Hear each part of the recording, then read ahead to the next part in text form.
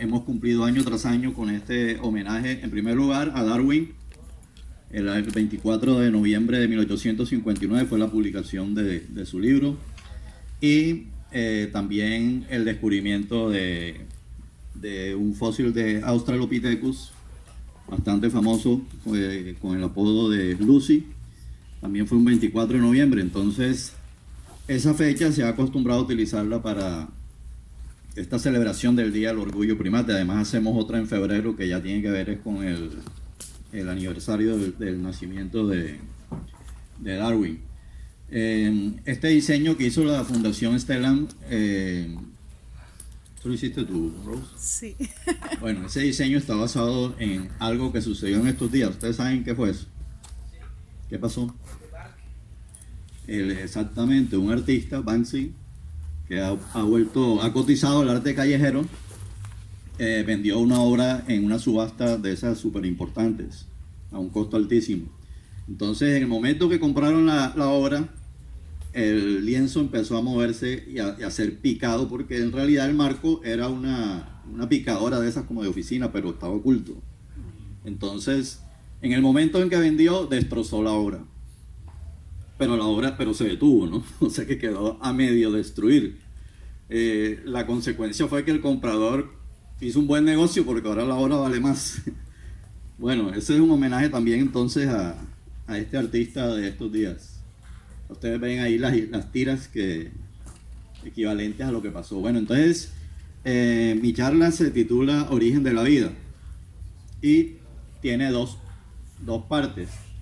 De todas maneras, con Orlando hemos hablado de la posibilidad de hacer el próximo año un curso del tema de gran historia o gran relato.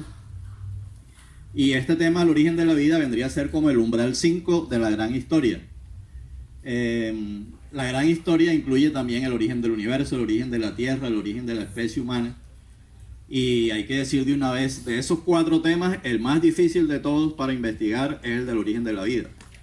Y en gran parte eso depende de la pérdida de información.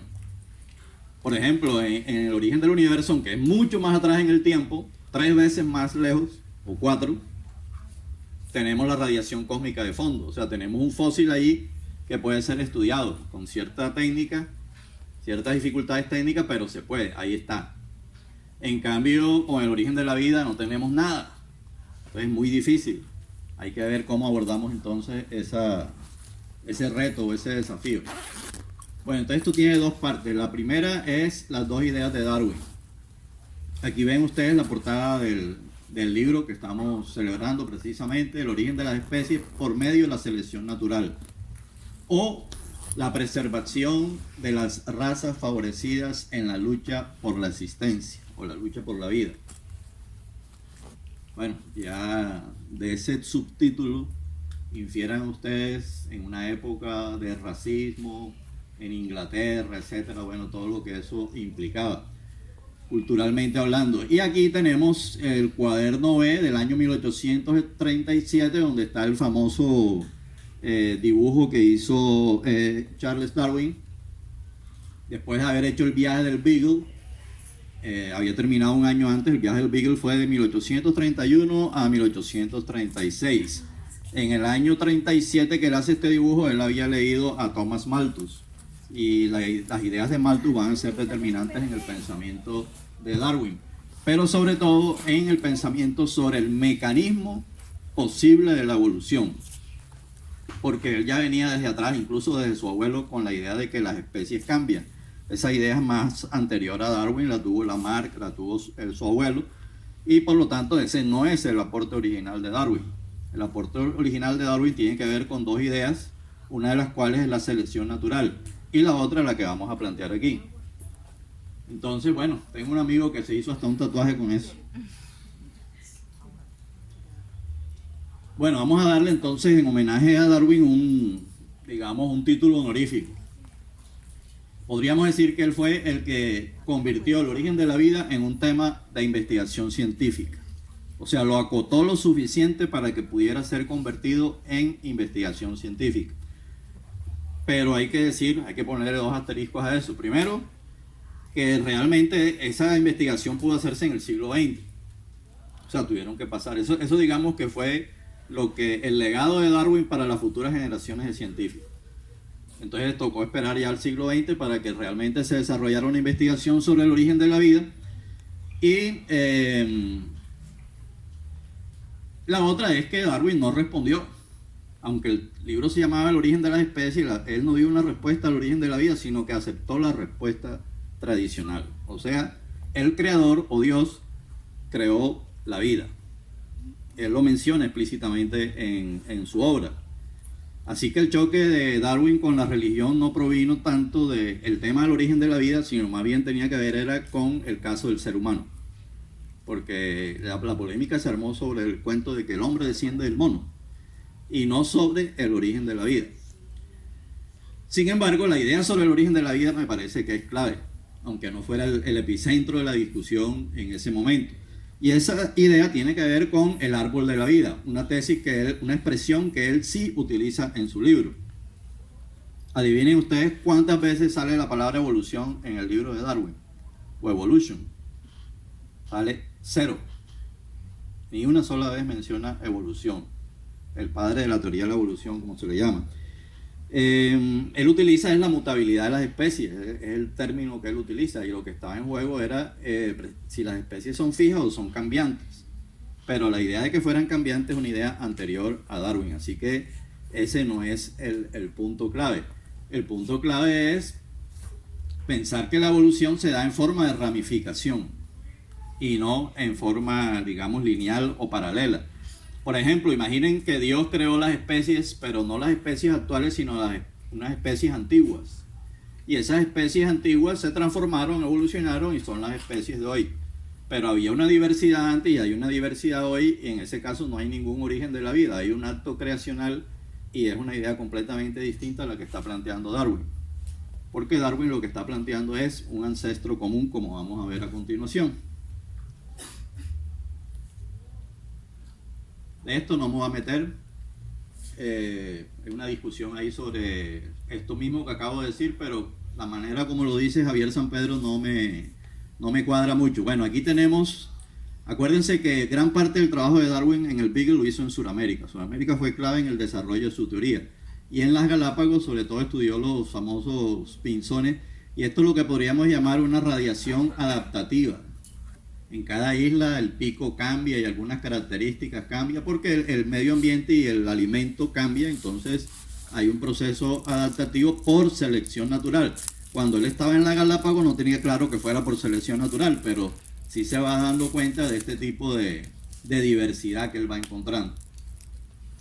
Entonces fíjense que de todas maneras la evolución se puede pensar de dos maneras, y de hecho se da de dos maneras. Una es la anagénesis. La anagénesis es el cambio de una población que se va transformando a lo largo del tiempo porque van cambiando, digamos, las circunstancias ambientales, pero toda la población cambia. Pero la cladogénesis es diferente porque hay una bifurcación, la población se divide y hay una que se transforma de una manera, la otra puede permanecer igual o transformarse de otra manera, pero a lo largo donde había una especie tenemos dos. Y así sucesivamente se va ramificando. Entonces, aunque pueden suceder ambas, la cladogénesis es mucho más interesante, sobre todo cuando echamos la película en reversa y vamos a tratar de descubrir qué fue el origen. Aquí están dos cuadros, miremos el de la derecha mejor. Por ejemplo, esta es una población que está partida por aquí y termina cambiando. Este es el caso de la cladogénesis. Las dos formas de especiación. Este término especiación tampoco lo utilizó Darwin, pero la idea sí. Y esa es la clave, porque es que esa idea no está en Lamarck. En cambio, el aporte original de Darwin es pensar la evolución, pero de una manera distinta. Y esa manera distinta no solamente fue la selección natural, sino también este proceso de división y diversificación de las especies, o sea, la especiación. Los dos casos de arriba, entonces, son los dos que corresponderían a la cladogénesis.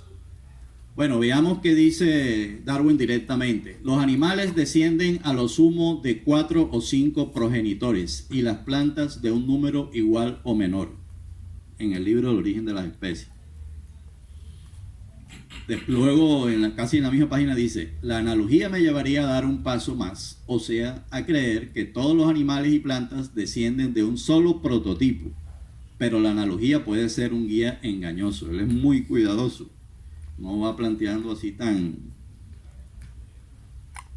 contundente. Sin embargo, dice al final del libro, según el principio de la selección natural con divergencia de caracteres, no parece increíble que tanto los animales como las plantas puedan haberse desarrollado a partir de algunas de tales formas inferiores e intermedias.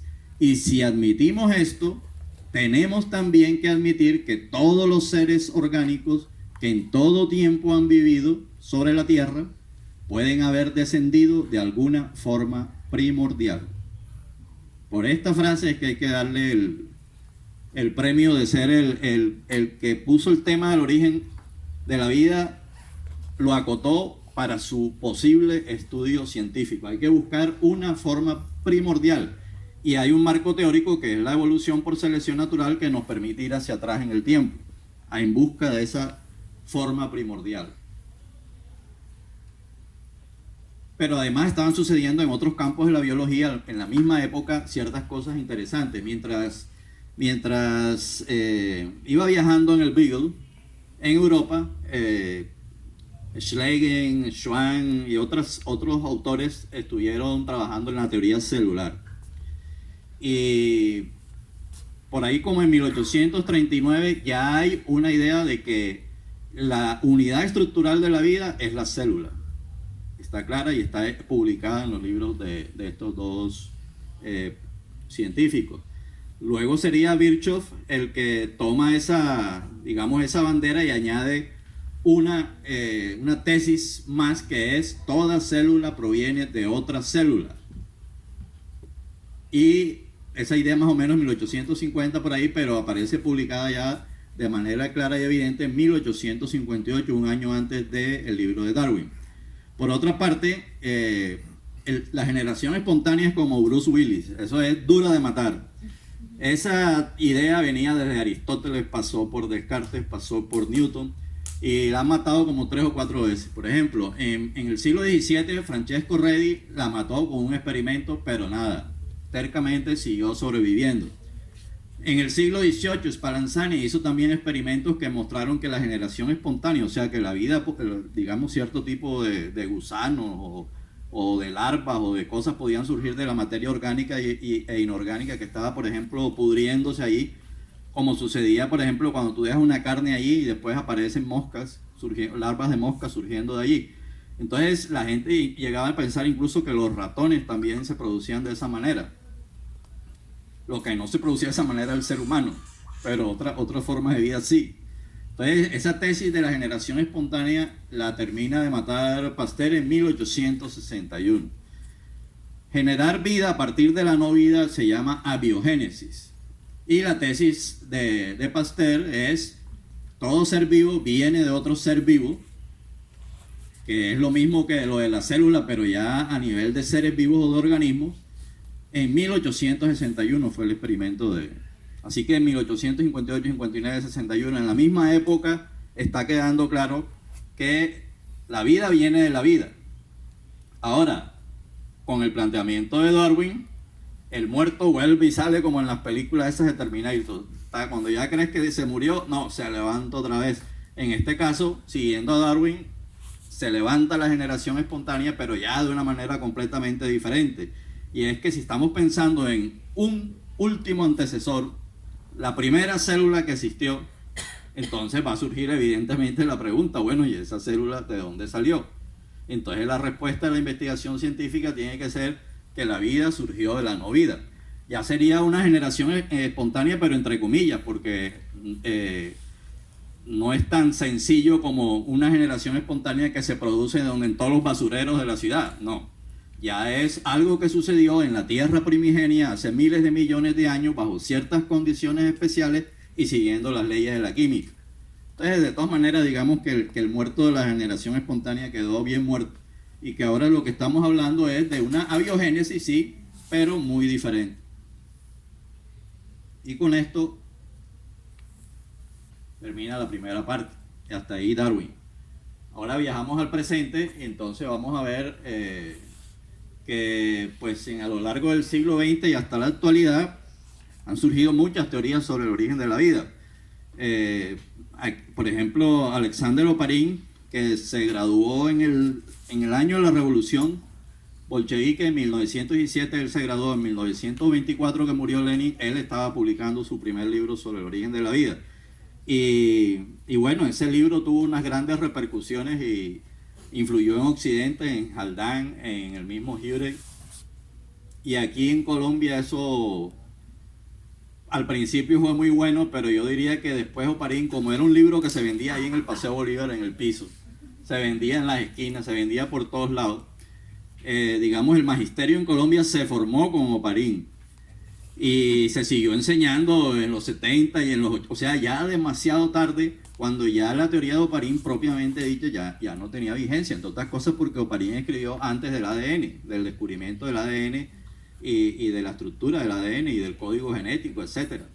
Ahora, Oparín estaba bien encaminado porque él estaba buscando una manera, con los conocimientos de la época, en que la química de alguna manera generaba la vida, bajo las condiciones que se suponían en la Tierra primigenia como se conocían en ese momento.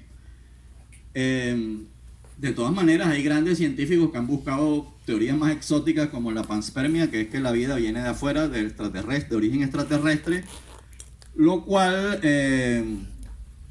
digamos que en primer lugar no soluciona el problema del origen de la vida, simplemente lo echa para atrás a otro lugar, y en segundo lugar, puede que tenga una pizca de verdad en el sentido de que los cometas traen moléculas orgánicas, traen agua, etcétera, y al comienzo del planeta Tierra eso pudo ser una contribución importante en insumos, pero pues aunque no se puede descartar, no es, digamos, lo más fecundo investigar, porque ¿cómo investigaríamos eso? De todas maneras, los científicos actuales dedicados a la astrobiología, la idea les sigue fascinando y, por ejemplo, pensar que la vida surgió en Marte y saltó a la Tierra es una de las ideas que se sueltan allí para estimular precisamente la investigación sobre el planeta Marte. Pero lo más probable y lo que hay que investigar con mayor rigor y donde podemos enfocarnos realmente es en el origen aquí en el planeta Tierra. Durante el siglo XX, la teoría de la sopa primordial o caldo primitivo, como se denomine, fue la que predominó, más como una metáfora que como una hipótesis, una hipótesis muy genérica. Pero luego ya surgieron otras teorías más químicas, digámoslo así, más detalladas en la parte química, como el mundo de ARN, el mundo de los hidrocarburos aromáticos policíclicos, el mundo de hierro y azufre y el que vamos a mirar a continuación. Con esto quiero que se den cuenta que la búsqueda durante 100 años ha sido en muchas direcciones, ha habido muchas hipótesis, ninguna puede decir que tiene la última palabra. Ahí se menciona también a Hurey y Miller que en 1953 hicieron el famoso experimento ese de pasar unos rayos o unas chispas eléctricas en una mezcla gaseosa parecida a lo que es la atmósfera, digamos, de algunos de los satélites de Júpiter o Saturno. Y efectivamente se produjeron aminoácidos y otras cosas, pero eso entre otras cosas fue un boom. Ese año se había descubierto la estructura del ADN y tuvo más bulla el experimento de Miller. En realidad fue Miller el que lo hizo porque era el estudiante de doctorado que estaba haciendo, el otro era el director.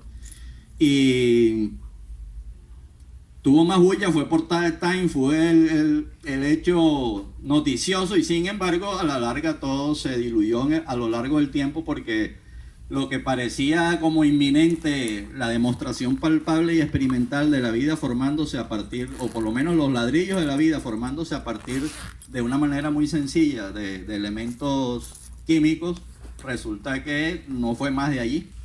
Y además se descubrió que la atmósfera de la Tierra no era esa, y además la cosa se fue complicando de ahí para adelante, de esos ladrillos aminoácidos, cómo convertirlos en proteínas. O sea, la síntesis tenía que seguir subiendo la escalera y de ahí no se pudo experimentalmente.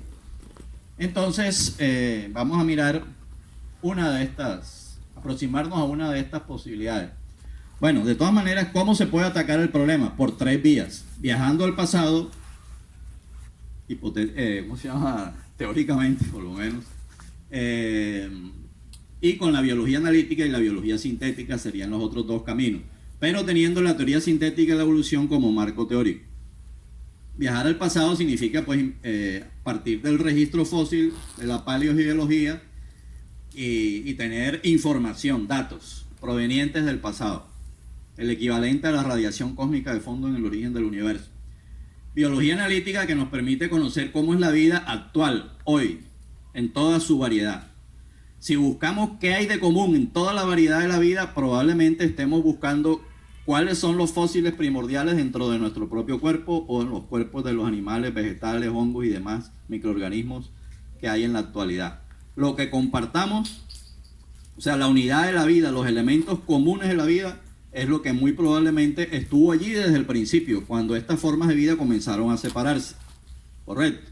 Entonces esa es un poco la idea de ese tipo de búsqueda de arriba hacia abajo. La búsqueda de abajo hacia arriba es la sintética y es cómo reproducimos experimentalmente lo que pudo suceder hace miles de millones de años. O sea, crear vida sintética. Ese es el otro camino. Este segundo camino se hace importante en el siglo XXI. El de Urey fue ese, el Urey Miller, pero nada más fue un abrebocas realmente. Ahora, ¿cuál sería la respuesta aceptable para la pregunta ¿cuál fue el origen de la vida? Entonces, esa respuesta sería un modelo de un paso a paso químico, desde compuestos comunes en la Tierra primitiva hasta la configuración de una célula minimalista, probablemente del tipo procariota, o muy parecida o simplificada, digámoslo así. Pero ojo, este experimento tiene que tener además las condiciones similares o compatibles con las que había en la Tierra primitiva. Tengan en cuenta que un paso a paso no es una serie consecutiva. O sea, tendrá aspectos en serie, pero también hay procesos en paralelo. O sea, son varios procesos distintos que en un momento dado pueden confluir. Cada paso debe tener, cuando es en contexto competitivo, debe tener una ventaja inmediata. O sea, si está sometido a selección natural, que no necesariamente se da desde el comienzo. El que sí es fundamental es la sostenibilidad. O sea, si el paso se da y se derrumba, pues entonces regresamos al principio otra vez. Así que tiene que haber cierta manera de sostenerse para poder dar el siguiente paso y así sucesivamente. En el proceso evolutivo eso está claro, pero en los primeros tiempos primordiales no está tan claro cómo, sobre todo a nivel químico, cómo puede darse eso.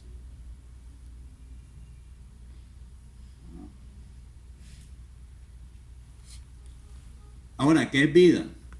Bueno, una posible definición es la vida es química, pero cumpliendo unas condiciones. Primero, es química compleja. Segundo, es química encapsulada, porque tienen que darse ciertas concentraciones. Si no, no hay reacciones.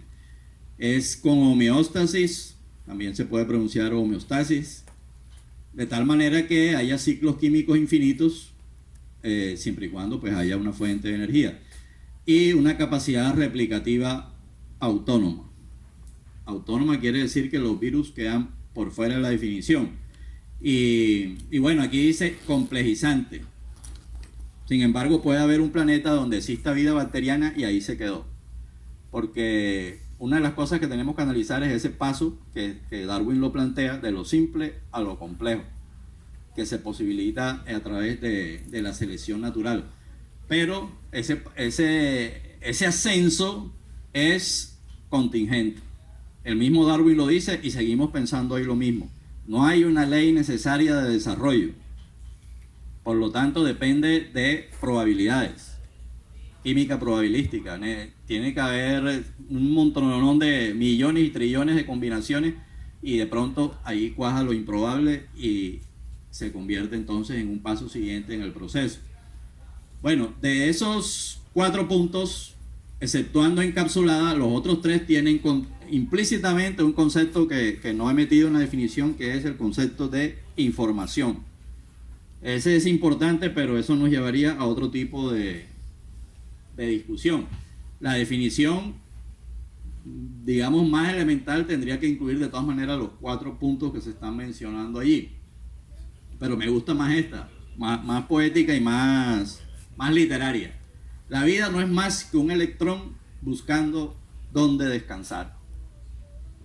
Y eso, el electrón, porque ahí está la clave no en el fotón, no en el protón, sino en los electrones y en la química que se mueve entre la interacción entre las capas externas de los átomos, donde parece estar la clave. Sin embargo, después veremos que los protones sí tienen un papel y no están así, pero digamos los electrones allí son claves. Y a eso se refería el autor ese. Bueno, el registro fósil, ¿qué nos dice? Utilizando la física que permite datar, ponerle fecha. Sabemos que hoy por hoy la fecha que utilizamos es, la vida apareció hace 3.800 millones de años. Si la Tierra tiene 4.560 millones de años, significa que más o menos pasaron unos 750 millones de años entre el origen de la Tierra y la aparición de la vida. Ahora, esa fecha es susceptible, que puede cambiar, entre otras cosas, podría aumentar o quizás disminuir, porque todavía hoy es hasta cierto punto discutible.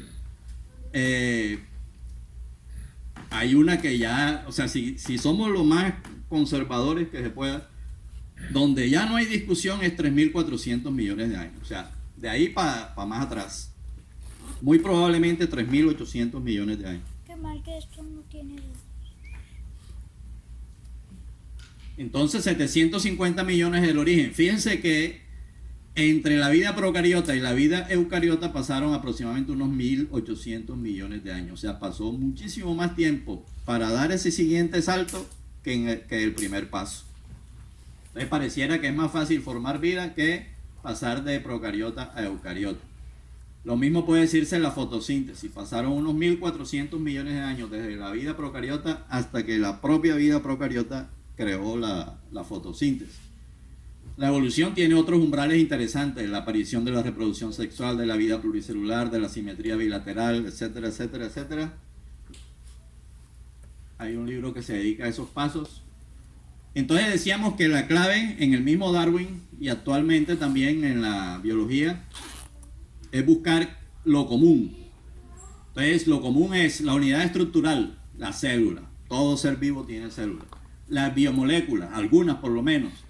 El ADN, el ARN, los aminoácidos, que básicamente son 20, por ahí se han descubierto otros 2, pero los canónicos son 20 aminoácidos, el ATP, que es la fórmula, la moneda energética, adenotrifosfato o adenosintrifosfato, y hay también otros aspectos de la bioquímica que son común, por ejemplo, ciertas rutas metabólicas, y en el núcleo de esas rutas, algo que se llama el ciclo de Krebs, clave en el metabolismo de la célula. Otro aspecto que es común y universal, el código genético. Todos los seres vivos utilizan el mismo código genético para transcribir de ADN a ARN y traducir a proteína, o sea, para hacer la síntesis de proteína.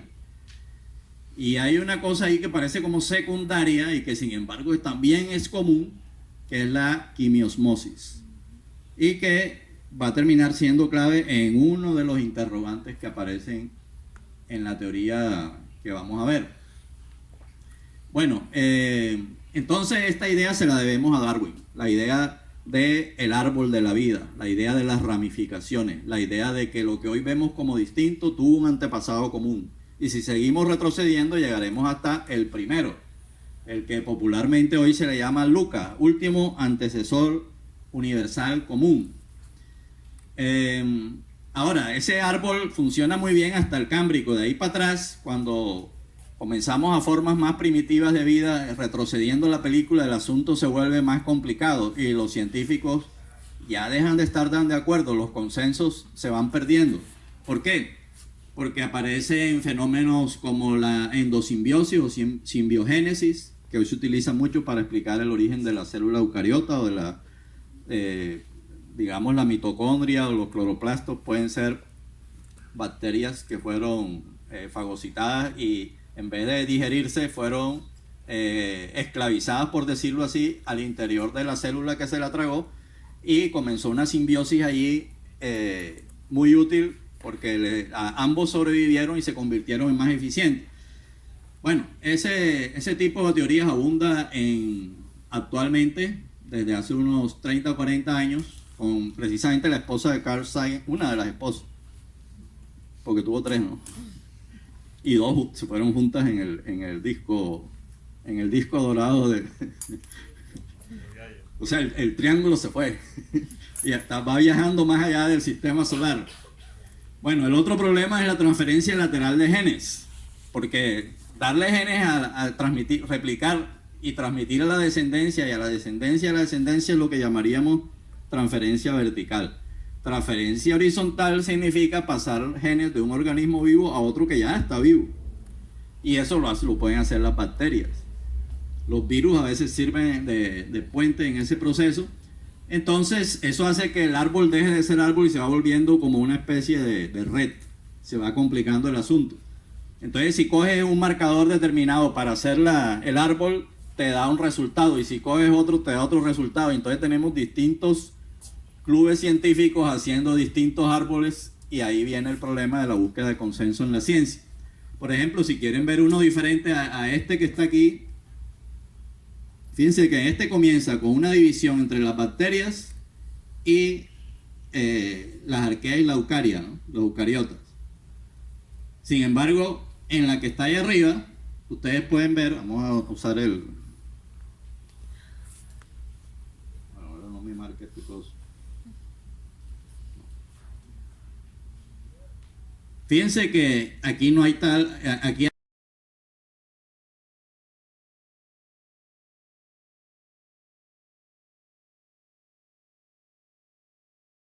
de las muchas, una, que es la teoría de las fuentes hidrotermales alcalinas. Primero estuvo en boga a partir como de los años 80 las fumarolas negras, que son ácidas. ¿Por qué? Porque una de las pistas fue que las bacterias extremófilas parecen ser las más primitivas y funcionan precisamente allí en el fondo del océano, donde hay estas fuentes que sale calor del centro debajo de la corteza terrestre, digamos del magma, del manto, y se van produciendo como unas chimeneas. Pero hay chimeneas de varios tipos. Entonces, la primera que se utilizó como hipótesis fueron las fumarolas negras, pero luego se pasó a otro tipo de chimeneas que son de tipo alcalino, y en la cual lo que sale no son minerales, sino propiamente un chorro de gas hidrógeno. Eso tiene otras características, por eso lo llaman el almuerzo gratis por el que encima cobramos. O sea, en muy pocas partes del planeta Tierra te dan gratis un chorro de hidrógeno. Eso no sucede. La vida necesita el hidrógeno, pero tiene que secuestrarlo de un poco de átomos, de moléculas para poder utilizarlo. Que te lo den gratis así en grandes cantidades, en pocos lugares sucede. Uno de esos lugares es precisamente el de las chimeneas alcalinas. Eso sirve para señalar que las chimeneas juegan un papel en la tectónica de placas. Para los amigos de la astronomía, cuando pensamos en vida extraterrestre, hacemos una lista de las condiciones que debe cumplir un planeta para que haya vida. Entonces mencionamos las características de la estrella, las características del planeta, etc. Una de las posibles características, y según esto sería así, es que tiene que tener tectónica de placas. Y ya sabemos que en el sistema solar hasta ahora el único que tiene tectónica de placas es el planeta Tierra. Bueno, estas fumarolas, estas chimeneas, de las cuales la más famosa es la que se llama Ciudad Perdida, además duran más que las chimeneas negras y duran, por ejemplo, hay unas que tienen 40.000 años. Entonces, hay tiempo suficiente para que pasen muchas cosas a nivel químico ahí. Esas chimeneas funcionan entonces como un reactor electroquímico. Y sabemos que en tiempos primigenios también existían, hoy siguen existiendo. Y una cosa, ustedes se imaginan la selva del Amazonas, ustedes se imaginan los arrecifes de coral, todo eso lleno de vida exuberante. Bueno, allá en el fondo del océano, donde menos se pensaba, en condiciones casi infernales en el caso de las chimeneas negras, también hay lo mismo. Hay proliferación de gran biodiversidad y de cadena alimenticia, y hay todo tipo de fauna, de microorganismos, etc. En las chimeneas alcalinas el asunto es menos menos vistoso, que no son tan calientes además, es menos vistoso porque ecológicamente hay otras características que hacen que la cadena trófica no funcione igual que en la... Pero aún así hay gran proliferación de vida también en las alcalinas, que son el candidato que defiende esta teoría de Mike Russell y Nick Lane. Entonces, en estos reactores electroquímicos tenemos un gradiente energético, una química orgánica, o sea, la producción de moléculas orgánicas, y otra característica, células minerales, o sea, celdas, como es una roca porosa, en esas microcavernas se dan las condiciones para que se dé la concentración de sustancias químicas, que no se daban en la sopa primordial. Uno de los problemas de la sopa primordial era que moléculas flotando por ahí en el mar, eso ¿cuándo se van a reaccionar? No van a reaccionar nunca. En cambio, sí tiene que haber unos mínimos de concentración. Y para eso se necesita algo que encapsule, que atrape, que lo meta como en un claustro, en una celda o en algo que los obligue a reaccionar. Si ese algo además está hecho de un mineral que juega un papel catalizador, pues mejor. Entonces tenemos concentración y catalizador 2 en 1 al servicio de que se den las reacciones químicas que van a producir moléculas orgánicas en ese lugar. Esa es una de las ventajas que ofrece esta línea de pensamiento. En esas chimeneas blancas se generan continuamente acetiltioésteres, la cual actúa de dos maneras. Con el CO2 produce moléculas orgánicas más energía y termina generando piruvato, que es una sustancia clave para poner a andar una ruta metabólica que es el ciclo de Krebs, clave en la vida actual. Y con el fosfato no logra producir ATP, pero produce algo parecido, que es el acetilfosfato. Y eso va a servir provisionalmente también de moneda energética. Entonces, porque uno de los problemas es, listo, tú le das energía y te produce la reacción, pero si vas a tener que conquistar a un ATP para que te produzca un ATP, no hay negocio. Para que haya negocio tiene que haber otro mecanismo distinto. Y ese mecanismo de ahorro de esas formas primitivas de vida tenía que ser algo que se pudiera acumular fraccionariamente, algo que en la química casi nunca sucede. O sea, como decir, en vez de tener un billete de 50.000, necesitamos ahorrar en billetes de 1.000. Y esos billetes de 1.000 son los protones. Entonces, ese flujo de hidrógeno se convierte en una clave para que se dé el fenómeno también de la quimiosmosis, que va a permitir entonces que eventualmente la vida que se formó allí en una chimenea de estas características, en un reactor electroquímico natural, no quede eternamente amarrada a esas condiciones que hay allí, que es la que le está suministrando la energía. Para que la energía para que esas células primitivas puedan independizarse y moverse para otro lado, por ejemplo, tienen que incorporar la manera de producir energía. Y por eso que todos los seres vivos utilicen la quimiosmosis parece ser una buena pista de que ese fue un elemento clave al comienzo para independizarse, para que la vida se moviera por todos lados. Bueno, este tema del origen de la vida tiene varias preguntas desconcertantes. Por ejemplo, la vida es cíclica, o sea, todos los organismos y todo funciona con ciclos. Entonces, ¿cómo rompes todo el ciclo? ¿Por dónde empieza un ciclo? El ADN, por medio del ARN, sintetiza proteínas, pero resulta que el ADN solo no hace nada, es inerte. Se necesita la acción de las proteínas para que el ADN haga eso. Entonces, ¿cuál fue primero? ¿El huevo o la gallina? Surgieron primero las proteínas, el ADN, el ARN. Bueno, la tesis del mundo ARN le apunta precisamente al ARN, pero esa hipótesis parte de un ARN ya existente. Entonces surge la pregunta, bueno, ¿y de dónde se formó el ARN? Además, todas esas teorías que surgieron sobre el origen de la vida, casi todas se centraban en el tema de la replicación. O sea, después de descubierto cómo funcionaba el ADN y cómo se produce la replicación de información, bueno, la clave de la vida era el ADN, ¿sí o no? Y todos seguimos incluso manejando eso. Sin embargo, hubo un planteamiento distinto, y es, ¿qué tal si ciertas rutas metabólicas surgieron, no cuando ya había surgido los replicantes, sino antes, del ADN. ¿Qué tal si el ADN es simplemente un director de orquesta que utiliza algo que estaba creado antes? O sea, en la vida actual utiliza, sabemos, es como el director de una orquesta que coge todo lo que hay en la célula y lo pone a funcionar para buscar ese fin de la replicación. Pero en el mundo original, alguna de esas cosas que están ahí en la célula, por ejemplo, el propio ciclo de Krebs, pudo haberse formado antes de que existiera la primera célula. Entonces, con esa nueva idea se comienza a pensar distinto la química prebiótica. Existe la posibilidad de que cosas que hoy llamamos, digamos, parte de la bioquímica, o sea, de la química en los seres vivos, haya existido primero antes de los seres vivos. Esa posibilidad entonces hay que tenerla en cuenta. Y la teoría esta, la hipótesis de Nick Lane y de Mike Russell apunta precisamente a eso. Bueno, aquí hay una idea que no voy a explicar mucho porque sería demorado. Simplemente es esto. Un sistema es un conjunto articulado de varios componentes y tiene unos mecanismos y tú los estudias. Un estudiante de biología estudia eso.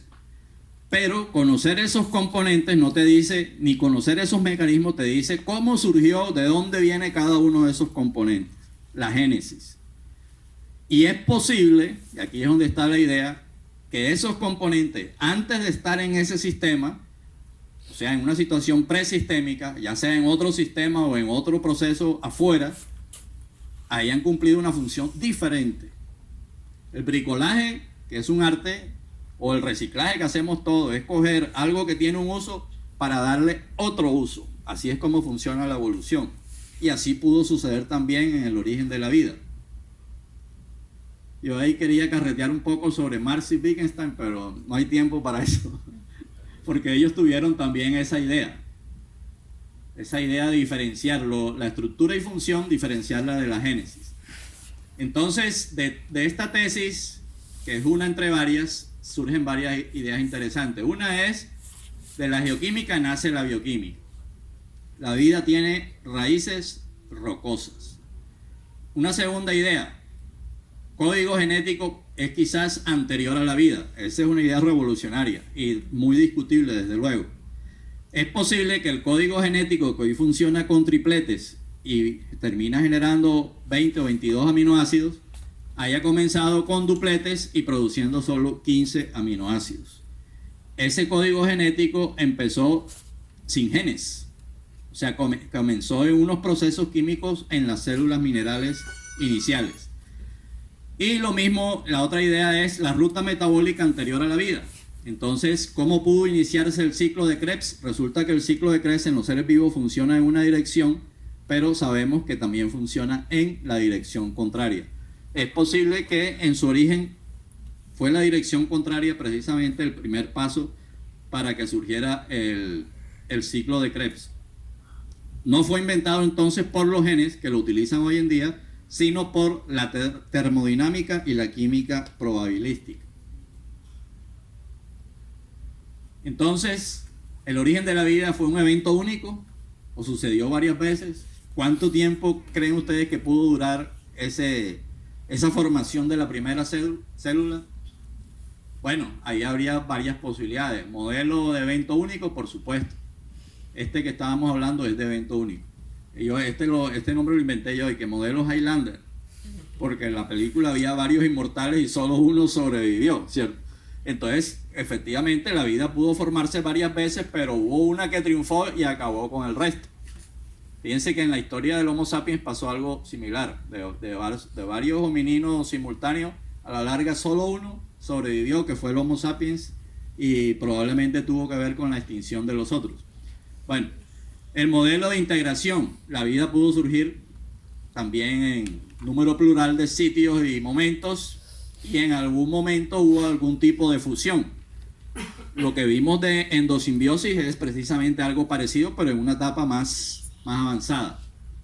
El modelo que estudiamos aquí mínimamente fue el modelo de Nick Lane y Mike Russell, que nos dice que hay una sola es un modelo único, de evento único, una sola bioquímica prebiótica común, pero da lugar a dos formas de vida, que son las arqueas y las bacterias. No define ni la una ni la otra fue primero. Primero fue las células minerales en las cuales surgen ciertos aspectos de las rutas metabólicas y va a producirse también los nucleótidos que van a dar origen al ARN. El ARN va a, digamos, a replicarse, algo que se puede hacer en laboratorios hoy en día, y más adelante pues entrará en juego el ADN. Más o menos por ahí es por donde ellos van construyendo el paso a paso ese que sería el modelo de origen de la vida en detalle, al cual llegaremos algún día. Por ahora estamos lejos de eso. Las reacciones químicas suelen ser rápidas, microsegundos, unos pocos segundos, algunas más lentas, pero no duran millones de años. Entonces, la evolución que nos ha enseñado a pensar en millones de años, de pronto nos plantea un problema que debió resolverse o en cuestión de segundos, de horas o de días, o quizás un poco más allá, pero no mucho, ¿cierto? Por ejemplo, si las chimeneas blancas duran 40.000 años aproximadamente, entonces estamos hablando de procesos de unos cuantos miles de años. Pero entonces, ¿qué es lo que hace que se prolongue en el tiempo el paso a paso?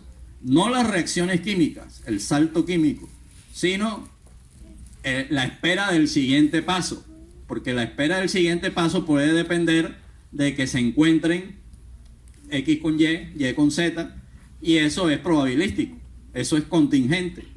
Entonces algo puede haberse producido, un X, por allá se produjo un Y, por acá se produjo una Z, de pronto se encontraron X y Y, pero no pasó nada, se encontraron Y y Z, no pasó nada, pero en medio de todo ese baile, es más, ese X y se puede estar produciendo y destruyendo, lo mismo el proceso Y, lo mismo el proceso Z, pero en una de esas se produjeron en el mismo lugar y en el mismo momento X, Y y Z, y allí hay un salto cualitativo, hay un proceso emergente, o sea, se configura un sistema, el sistema X, Y, Z. ¿Sí me explico? O sea, hay unas circunstancias azarosas, pero una vez, si hay muchísimas combinaciones, en algún momento lo improbable sucede. Y en ese momento que suceda, se crea un sistema suficientemente estable para que pase a la siguiente fase. Entonces, de todas maneras, la respuesta a la pregunta es que no sabemos cuánto duró y tampoco sabemos si fue un evento único o no. La hipótesis de ellos es que sí es un evento único y que duró posiblemente entre unos pocos miles de años o incluso mucho menos. El último camino nada más tiene una diapositiva, que es esta, que es la última, que es el camino de la biología sintética. Ese camino apenas se está transitando. Realmente todavía no es que nos dé muchas luces sobre el problema del origen de la vida, pero nos va a dar muchas luces en el siglo XXI. Ahora, ustedes pueden ver noticias de que Craig Venter creó una célula sintética, no sé qué, bueno, en fin, una bacteria sintética. Técnicamente es cierto que es una bacteria sintética, pero no es que la haya construido a partir de cero, o sea, a partir de los elementos más básicos. Él, por ejemplo, coge una célula, digamos que la vacía, y con un genoma, un ADN artificial, le introduce eso y hace que funcione. Lo que ellos hicieron fue comenzar a estudiar las bacterias que tienen la menor cantidad de genes y analizar, y quitando y mirando a ver cuáles genes eran innecesarios, y le fueron quitando genes hasta que construyeron una bacteria de 437 genes, si mal no recuerdo. Entonces, que sería el récord, porque las bacterias naturales tienen, la que menos tiene, que es esa misma que ellos utilizaron, tiene un poco más, ya ellos la eliminaron. Entonces, una cosa interesantísima es que esa bacteria con 437 genes, una tercera parte de esos genes no se sabe para qué son. O sea, todavía hay mucho por conocer, por investigar, por aprender, para poder entender cómo pudo ser ese proceso inicial. Así que la biología sintética nos va a servir, pero la biología sintética no está trabajando como planteamos allí desde el punto cero, paso a paso, hasta llegar a la primera célula. ellos también tienen intereses prácticos, comerciales. Ellos quieren construir, por ejemplo, bacterias que hagan cosas interesantes, útiles para la industria, útiles para la medicina, etcétera, etcétera. Entonces están más interesados a la larga en construir nuevas formas de vida artificial, o sea, mezcla de natural y artificial, que construir desde cero realmente una célula. Pero ese proceso de todas maneras nos va a dar muchas luces sobre cómo puede ser y algún día se podrá hacer algún experimento como quería Urey Miller, o sea, crear condiciones parecidas a la Tierra primitiva y crear a partir de ahí la vida. Recuerden esto, se pueden reproducir experimentalmente los pasos químicos, pero esa contingencia de procesos que suceden en distintos momentos y que pueden durar miles de años hasta que se produzca el encuentro, esa no nos vamos a durar miles de años haciendo lo mismo, evidentemente. Entonces, el experimento tendría que hacer trampa, o sea, quitar la parte azarosa y simplemente llevar la secuencia de los pasos propiamente químicos, o sea, propiamente las reacciones químicas. Pero el aspecto del azar no lo vamos a reproducir en el laboratorio, porque entonces si la vida se creó en 40.000 años, el experimento tendría que durar 40.000 años. Y de eso no va a suceder, evidentemente.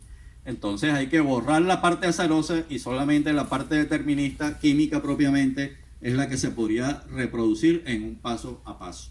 Y con esto pues termino más o menos lo que sería una de las tesis o de las hipótesis que actualmente se investiga como narración de lo que pudo suceder en el origen de la vida, que no es la única, es una entre varias que se debaten hoy en día y que estamos todavía lejos, pero yo soy optimista. Yo creo que quizás en este siglo tengamos una respuesta bastante lo suficientemente satisfactoria sobre el origen de la vida. Muchas gracias.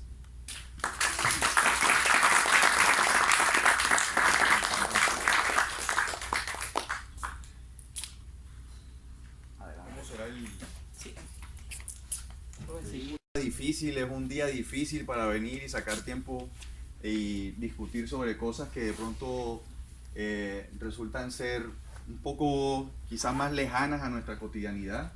Sin embargo, pues el reto es también contribuir a no dejar de lado lo que es verdaderamente importante. A lo largo de 10 años de docencia universitaria en instituciones públicas y también privadas del país, he sido, digamos, bastante sensible a algunos problemitas que tienen que ver sobre todo con un área de estudio de la biología en que pareciera pues que con este sistema educativo nos hemos dispersado muchísimo del problema y hemos dejado la evolución como un tema, digamos, casi que decisivo para las personas si les interesa o no. Quiero llegar al punto, sobre todo y que nos tocan días muy complicados, ¿no?, en los que estamos viviendo, donde la crisis de la educación es claramente, digamos, garrafal. Vemos sobre todo que la biología moderna no toca el tema evolutivo como algo transversal y sigue siendo una materia meramente requisito de un curso donde muchas veces el estudiante de biología no entiende por qué está estudiando evolución. Entonces, esta charla tiene que ver sobre todo con problemas, ¿sí? Problemas que tienen que ver con palabras, con términos, con conceptos que incluso científicos o personas que trabajan en ciencia, que son dos cosas distintas, confunden, ¿sí? Estamos llenos de términos que cotidianamente tienen un contexto de pronto un poco más coloquial y a veces pensamos que la evolución tiende también a satisfacer, por ejemplo, esas necesidades que muchas veces buscamos, por ejemplo, con cosas como el progreso de la sociedad y, por ejemplo, algunas más que vamos a estar tocando en esto de las tergiversaciones. Entonces, esto vamos a poner como es. A ver.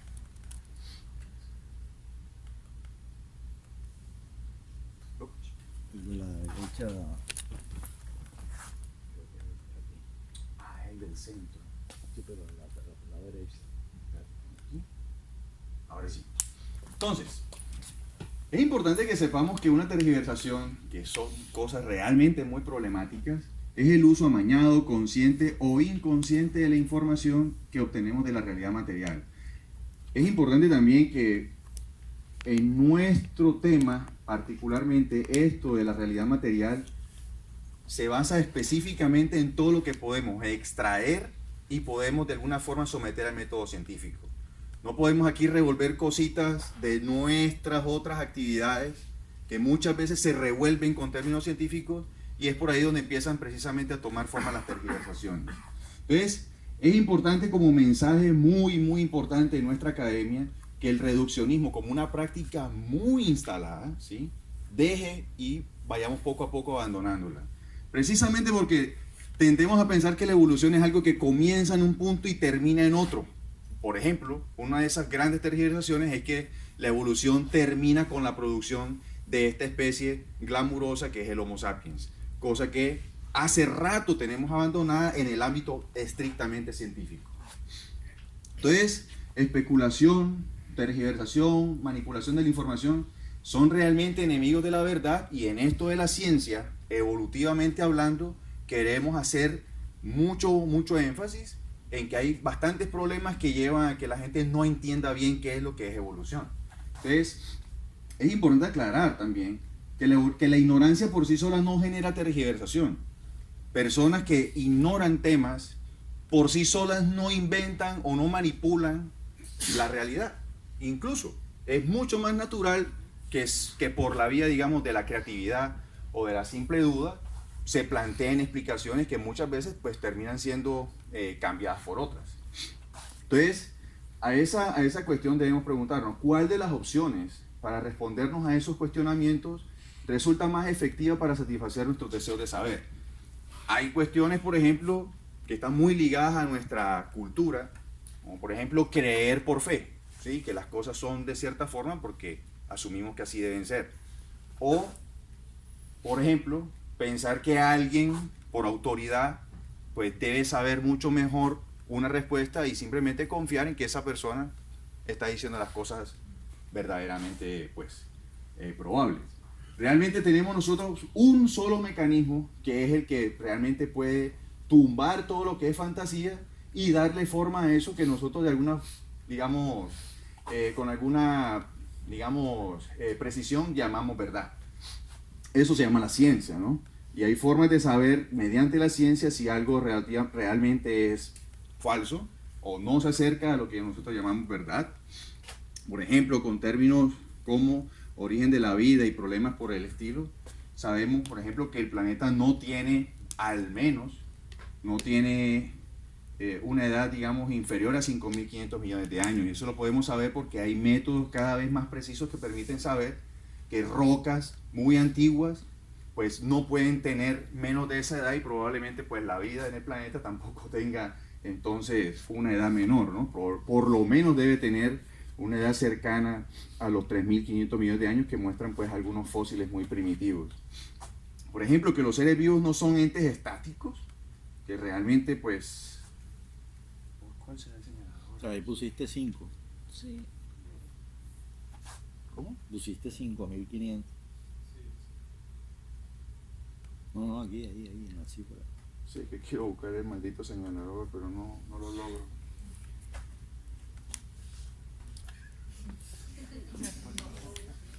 Ahora sí nos fuimos para el diablo. ¿Cuál es el señalador?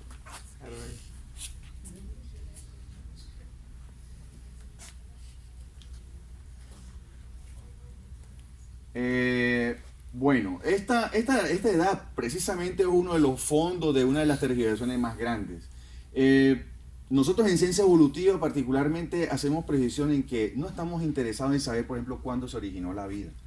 Es una pregunta que probablemente no tenga, digamos, elementos para poder científicamente probarlos.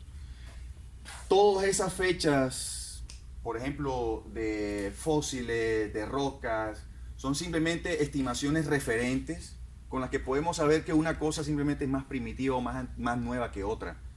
Pero en ningún momento la evolución pretende decir cuándo se origina algo a partir de la roca del tiempo que tiene una roca, ¿sí? Los seres vivos, por ejemplo, no se originan como entes autónomos a partir de un momento cero y simplemente se dividen y se forman especies en un momento 1 o 2. La divergencia precisamente es una de las formas de evolución que más radicalmente se ha cambiado como se estudia. Por ejemplo, hoy sabemos que hay una biota muy distinta a lo largo del tiempo terrícola, o sea, no hay forma de tapar semejante verdad de lo que es real, ¿no?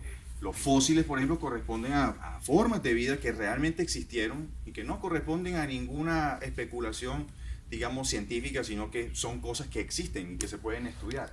O sea, no podemos simplemente ignorar que todas esas formas de vida en algún momento existieron y que tienen relación con la vida presente. La mayor parte de la gente piensa que la ciencia evolutiva busca competir con campos como las religiones por alcanzar el conocimiento, y esto realmente pues no corresponde a la realidad. ¿Sí? Nosotros como científicos debemos también emprender una lucha para superar la ignorancia y todas las fuentes de ignorancia, pero no seguir en ese cuento de estar peleando con los creyentes de si la evolución, por ejemplo, compite con el creacionismo. Nosotros tenemos que aclarar que el creacionismo corresponde a ideas usadas con otras intenciones, ¿sí? Y realmente no para explicar cómo son las cosas, ¿sí? Hay que tener mucha claridad sobre eso. La distracción precisamente con estas discusiones le quita espacio a lo realmente importante, que es entender cómo es el mundo, todo lo que es su material, todo lo que es su funcionamiento, y realmente pues dejar también, digamos, en manos de otro tipo de situaciones, problemas que tienen que ver sobre todo con cómo nos entendemos nosotros al momento de hablar de eso. Entonces, estas tergiversaciones comunes, día a día las podemos nosotros ver incluso caminando por la calle. Por ejemplo, la evolución como una tendencia hacia la mejoría. Muchos de nosotros estamos realmente acostumbrados a pensar que así como los seres humanos parecemos ser lo mejor de las especies, pues también, por ejemplo, las especies más antiguas son menos evolucionadas. Por ejemplo, comúnmente se piensa que especies que se extinguieron, simplemente se extinguieron porque no eran buenas especies, o que porque por ejemplo, evidencias sugieren que la vida empezó procariota, pues debe ser que no era tan buena idea ser procariota y que fue mejor con el tiempo ser eucariota. Entonces, ese tipo de pensamientos realmente teleológicos, que es la forma como se definen, se vuelven una tergiversación que no permite entender realmente qué es lo que significa evolución biológica. Por ejemplo, en términos de la divergencia de especies. La evolución como progreso, ¿sí? Tendemos a revolver cosas como si progresa la sociedad, como evoluciona la sociedad, pues la especie también debe mejorar porque es parte de lo que es la evolución. Entonces, tumbar esta idea de la mejoría es importante porque vemos todo el tiempo, por ejemplo, individuos que no necesariamente son buenos en términos, por ejemplo, fenotípicos, malformaciones, problemas, por ejemplo, inmunológicos, corresponden precisamente a todo eso azaroso dentro de lo que es la biología y que permite precisamente tumbar esto de que la mejoría no es una tendencia última de la evolución. ¿Qué tal que todos los individuos simplemente tendieran a perfeccionarse? Eso realmente no es el propósito de nada de lo que corresponde a la evolución biológica. Y por último, este refrito creacionista, que ahora lo quiere meter sobre todo con esto del diseño inteligente y todo lo demás, que es que entonces, bueno, reconciliemos el tema religioso, simplemente la evolución es una cosa posteriori al creacionismo. O sea, se crea todo lo que existe y a partir de ahí, pues con eso que existe, entonces es que se da la evolución biológica. Y eso pues genera una de las cosas más terriblemente peligrosas, porque la gente se está educando con la idea de que religión simplemente es la base con la cual la evolución se puede explicar. Y eso es tremendamente pues preocupante. Entonces, ¿es la evolución una hipótesis, una teoría o un hecho? Pienso que debemos hacer mucha reflexión sobre estas tres cosas, porque las revolvemos. Todo el tiempo la gente confunde lo que es una cosa que sucedió, lo que es una hipótesis, que es una de muchas formas explicativas de eso que sucedió, o una teoría, que al final de cuentas es un conjunto de conceptos, de leyes, que permiten explicar muchos fenómenos que son particularmente parecidos. Entonces son tres cosas que no podemos revolver, porque realmente son momentos distintos en eso que puede ser, por ejemplo, confirmar una idea, ¿no? Como algo ya que decimos conocemos. Con mucha frecuencia la gente confunde lo que representan, ¿sí? Esto se puede decir, estas tres cosas les podemos decir que corresponden a momentos distintos del conocer. ¿Estas respuestas son mutuamente excluyentes? Pues no, porque realmente son momentos distintos de lo que nosotros maduramos en el proceso de conocer algo, ¿sí? Entonces, no es que usted pueda tumbar por ejemplo, una hipótesis simplemente adhiriendo una nueva evidencia. Muchas veces las evidencias terminan, digamos, encajando en el futuro, ¿sí? En el proceso mismo de conocer, y realmente es así como se tejen las explicaciones más convincentes. Entonces, la sociedad arraigada a tradiciones se excluye mayoritariamente de las ventajas que ofrece la ciencia, haciendo uso del facilismo de lo que es, por ejemplo, la tradición oral. Entonces, aunque parezca increíble, pero una de las cosas que más toca esto de la tradición oral en ciencia es la idea de que se puede explicar biología moderna con las ideas de Oparín. Por ejemplo, todos los profesores de colegio convirtieron el libro Oparín como si fuera el libro borde de petete con el que todo el mundo empieza a estudiar biología. Creo que eso es una de las cosas que preferiblemente pues deberían cambiar, ¿no? Empezar a revisar esos textos y no seguirlos propagando como si fueran, no sé, una especie de dogma o algo así. Un foco de propagación de tergiversación usado milenariamente es la educación, precisamente, pues. Si nosotros hacemos una revisión simplemente por encima de cuáles son los perfiles que tienen la mayoría de los colegios, nada más en nuestro entorno, llegaríamos a una conclusión realmente triste. No son ni siquiera el 5% las entidades laicas que existen, por ejemplo, en Barranquilla. Todos los colegios, de alguna forma, tienen encajado un perfil que es claramente religioso. ¿Ves? No puede ser que a la luz de 2018, con todo lo que sabemos de ciencia evolutiva, todavía queremos comparar o poner casi de paralelo, por ejemplo, ciencia religiosa con ciencias evolutivas o ciencias biológicas. Niños que se están creando en este tipo de entornos educativos realmente terminan muy mal entendiendo lo que es la ciencia evolutiva. Entonces, no se puede dejar digamos, de lado, porque sabemos que el problema está en los más pequeños. Sabemos que a los niñitos se les adoctrina de forma tal que después simplemente tienen que escoger creacionismo o evolución. Y eso pues realmente no me parece justo. Me parece tan problemático que, por ejemplo, hoy no se le dice a los niños que simplemente somos parte de un grupo de homínidos que estamos, por ejemplo, relacionados en hipótesis de parentesco más que en hipótesis de origen, ¿sí? Porque un árbol, por ejemplo, tergiversadamente se ha entendido como que el árbol explica el paso a paso de cómo las especies han surgido. Y realmente eso no es lo que quiere decir un árbol.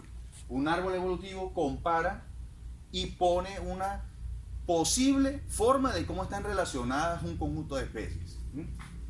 No es, digamos, esta línea casi que progresiva, que es incluso una forma muy común en la cual la gente entiende evolución hoy todavía en el presente. Entonces, es raro que todavía, sabiendo pues que la sistemática propone este tipo de explicaciones, es raro que en nuestros colegios la gente esté enseñando todavía a escala natural, ¿sí? Eso es realmente muy preocupante. Entonces, sí, y por ese ego increcentado, ¿no? La especie humana es la única capaz de estudiar la biodiversidad y comprenderla a través de un instrumento. Realmente nos ponemos entonces en la cúspide, y eso, digamos, ha sido un sustrato perfecto para no superar el problema de que no somos el punto de, digamos, de llegada, sino que simplemente somos una de las ramitas. Entonces, digamos como... Sí, tan así que, por ejemplo, si usted estudia no los homínidos, sino los cetáceos, o los reptiles, o las aves, o los insectos, o cualquier grupo de animales o de plantas, de lo que quiera, tenemos el mismo panorama. Árboles que permiten explicar cómo están emparentadas las especies a partir de características que comparten o que no comparten, ¿sí?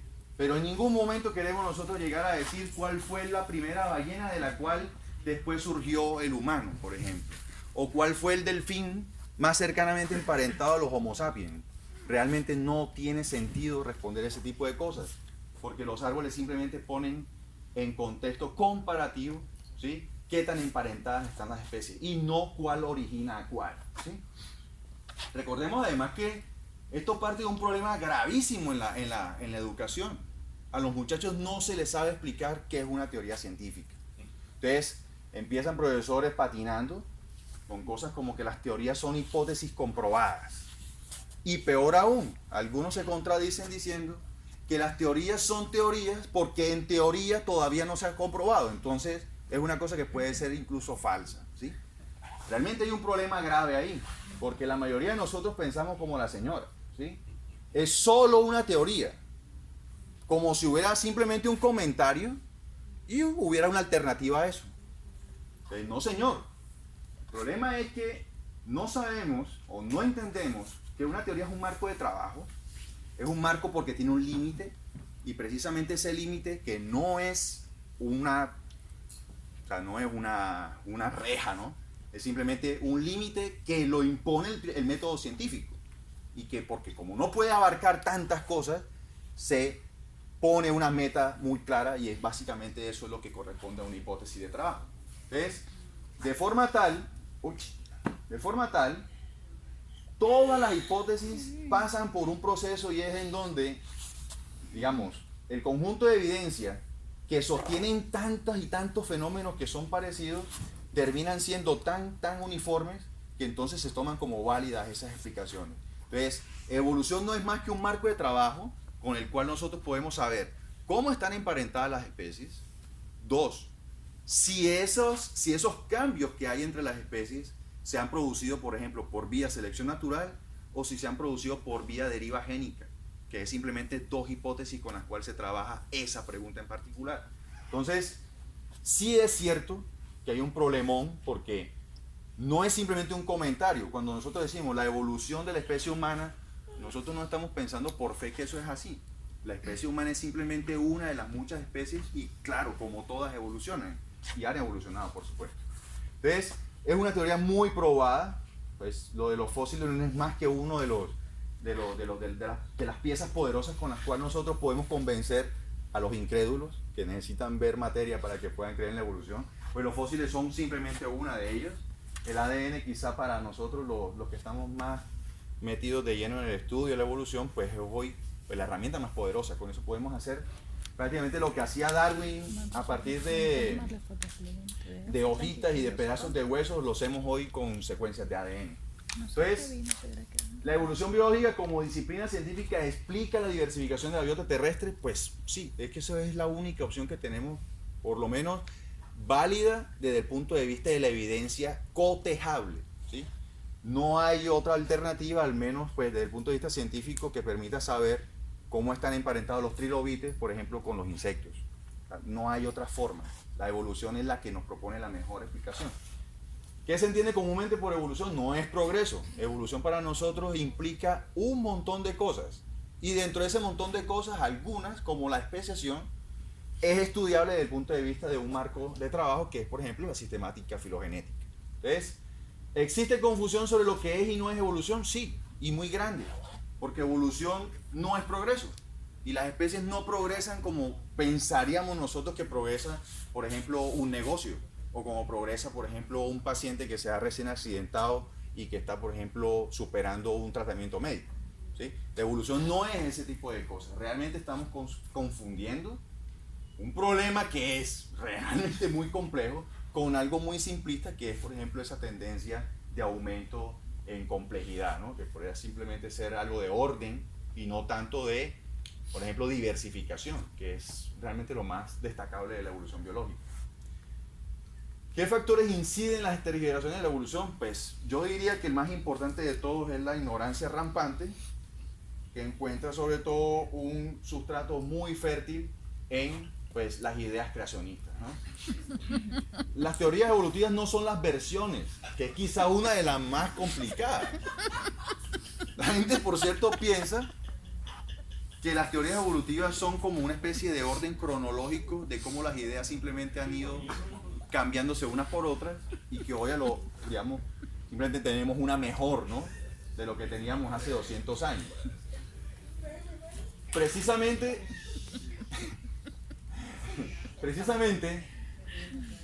una de las confusiones graves que tienen los profes, y esto lo digo porque los estudiantes de licenciatura todo el tiempo me lo están mostrando ahí muy vivamente. Por ejemplo, cuando me dicen, bueno, la teoría de Lamarck, como si fuera una teoría actual de evolución.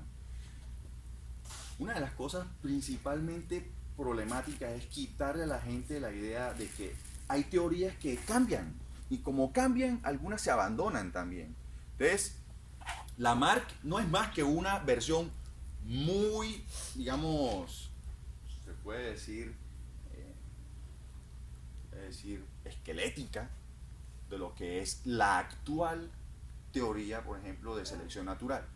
Lamarck, muy parecido a Darwin, logró decir, por ejemplo, que las especies se adaptan. Pero el mecanismo, como ya también el profesor Senior lo había señalado, el mecanismo de selección natural fue realmente el aporte desde el punto de vista de la explicación que le da pues, a Darwin el mérito principalmente de ser el padre de la teoría evolutiva por selección natural. Sin embargo, nosotros sabemos hoy que Lamarck pues, no es una hipótesis alternativa y mucho menos una teoría evolutiva. En su momento fue una explicación hasta donde pudo, digamos, satisfacer lo que en ese momento teníamos incluso como evidencia. Pero no podemos ponerla hoy como si fuera un paralelo, digamos, al nivel de otras teorías como, por ejemplo, las que ya se hablan en un nivel un poco más avanzado, por ejemplo, con la genética de poblaciones. O sea, en las épocas de Darwin ni siquiera se podía hablar de cómo los genes se transferían de los parientes a las crías, ni siquiera sabíamos cómo se recombinaban los alelos en una población. Entonces, a veces se habla un poquito atrevido de que la evolución no ha satisfecho algunas cosas, digamos, como pregunta, digamos, de cómo se da la selección natural. Realmente sí tenemos respuestas a esas cosas. El problema es que cuando la gente pregunta, bueno, pero ¿cómo aparece una nueva especie a través de la selección natural? Realmente corresponde a dos preguntas distintas. Y es ahí donde entonces tenemos el reto grande de los profes.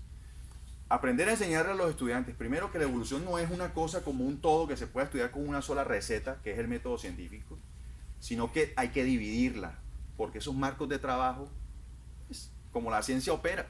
La ciencia no opera respondiendo cualquier cosa, ¿no? Lanzando simplemente experimentos a ver qué sale. Hay preguntitas muy concretas con las cuales nosotros vamos construyendo entonces esas grandes teorías. Entonces, si en vez de estar digamos, apuntándole a construir una nueva célula y a tratar de ver de cómo se formó la primera célula evolutivamente hablando, en vez, por ejemplo, de estar averiguando, por ejemplo, cómo se producen las mutaciones en términos, por ejemplo, de ventaja y no ventaja, para hablar entonces si realmente la selección natural tiene cabida o no. Digamos, a ese punto estamos hoy queriendo resolver preguntas muy, muy complejas de la biología, por ejemplo, de la genética de las poblaciones, y que realmente pues estar perdiendo el tiempo todavía en si la evolución es o no es algo que merece estudio, pues pienso yo que estaríamos bastante, digamos, fuera del tiesto, ¿no? Bueno, creo que estoy ya terminando. Esto es un meme bastante chistoso, me gusta mucho porque precisamente va al grano, ¿no? La mayoría de personas pensamos en algún momento de nuestra vida que los humanos somos simplemente unos chimpancés modernos. No nos damos cuenta que pues, para poder, por ejemplo, poner estos dos como un grupo monofilético, pues estamos basándonos en cosas que comparten, por ejemplo, como homologías. Y que eso probablemente sea más coherente, por ejemplo, que ponernos muy cerca a gorilas. Pero en ningún momento un árbol, por lo menos no en mis clases, un árbol no pretende decir que, por ejemplo, un ancestro único acá, que puede ser, por ejemplo, otra especie diferente a gorila, fue la que originó a chimpancés y que posteriormente de ahí salieron los humanos. Los árboles filogenéticos no se interpretan así. Los árboles filogenéticos se interpretan a partir de los caracteres que están detrás. Y eso generalmente es una matriz de datos. Entonces, el árbol apenas es el gráfico. La hipótesis de parentesco está mucho más compleja, ¿sí? Interna en el tipo de caracteres que son los que usamos para comparar las especies. Entonces, es interesante ver que en vez de hablar de la teoría evolutiva, deberíamos entonces hablar de las teorías evolutivas, pero no como las que compiten, sino como las que se complementan. Ancestro común, divergencia de especies, especiación, selección natural, son simplemente un conjunto que le da forma a lo que llamamos nosotros teoría evolutiva. Pero no es que compitan la una con la otra. Por eso selección natural es simplemente una más. Bueno, a ver, yo qué más tengo por acá. Bueno, los señores, ¿no? ¿Es la religión tergiversadora sobre lo que pretende la ciencia evolutiva? Por supuesto que sí.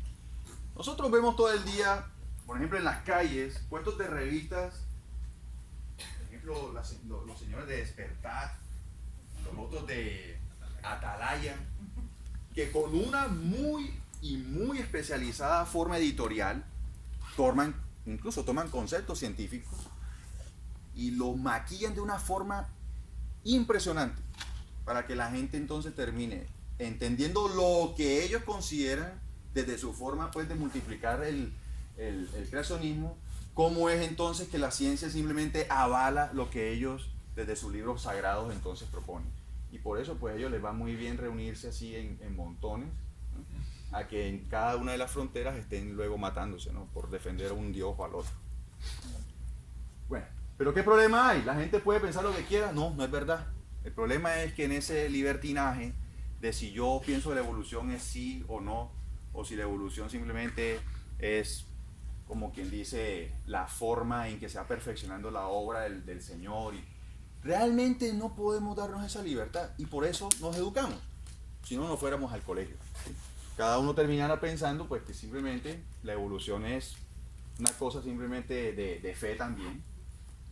A la pregunta ¿qué tipo de organismo es usted? Que es algo que comúnmente es un ejercicio bastante bonito, preguntarle eso a cualquiera. ¿Qué tipo de organismo es? Y la gente responde, soy una persona, soy un humano. Pero a nadie se le ocurre decir, soy un animal. Y cuando le preguntas por qué le resulta tan ofensivo que se le compare o se le diga que es un animal, entonces se le pregunta si es una bacteria o si es una planta o si es un protisto, porque realmente para nosotros el problema es, bueno, ¿cómo se ve el ser humano en la actualidad?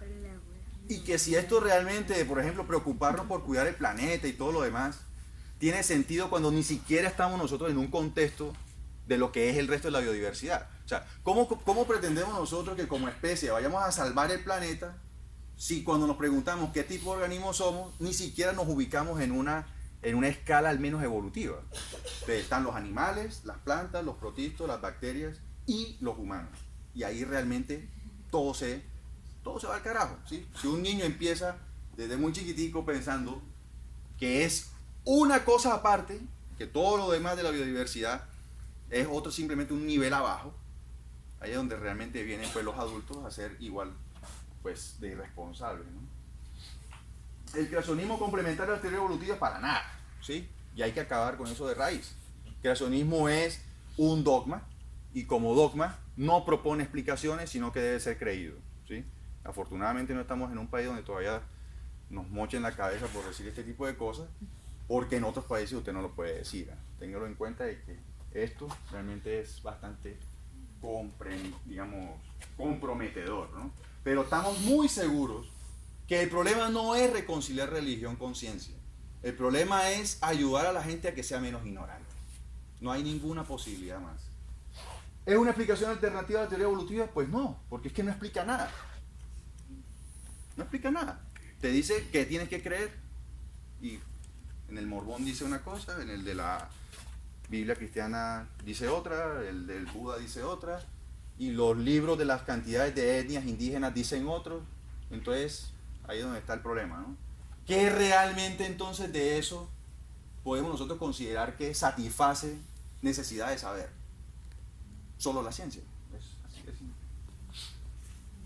Diseño inteligente como hipótesis. Bueno, cuando un creyente ve cosas como esta, dice, uy, ¿para qué Dios hizo una cosa tan espectacular? Para que no lo cogieran, porque los entomólogos, sobre todo los que trabajamos con insectos, nos fascinan las cosas extrañas, y cuando vemos cosas que se parecen a una hoja, o por ejemplo cuando vemos el aparato bucal para hacer interpretaciones a su conveniencia ideológica, y resulta muy atractiva porque es una pericia editorial tremenda. No hay que negarlo, esas revisticas, producirlas no es cualquier billetico, ¿no? Es bastante costoso.